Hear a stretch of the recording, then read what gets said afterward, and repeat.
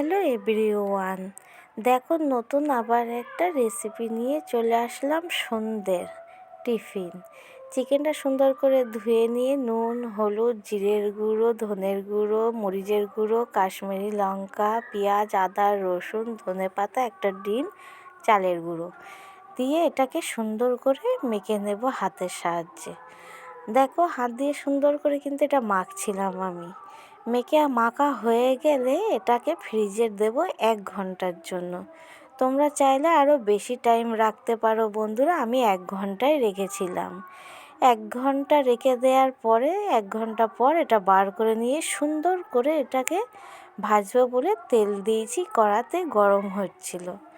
আর একে একে ভেজে নেব। আর একটা কথা বলি বন্ধুরা, ফেসবুক থেকে দেখলে চ্যানেলটা ফলো করে রেখো, ইউটিউব থেকে দেখলে সাবস্ক্রাইব করে আমার পাশে থেকো নতুন নতুন ভিডিও পাওয়ার জন্য। আর কথা বলতে বলতে দেখো সব পকোড়াগুলো কিন্তু ভাজা হয়ে গেছে।